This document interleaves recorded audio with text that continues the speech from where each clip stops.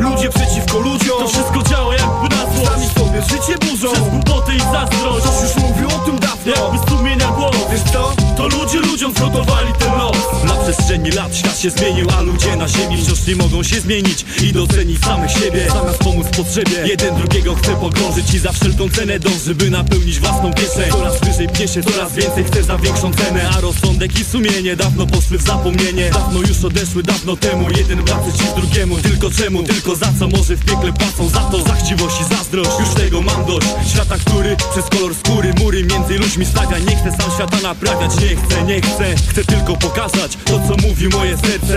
Mówić więcej o nas samych, o tym jak się zatracamy, z tym co chcemy, z tym co mamy, co bierzemy.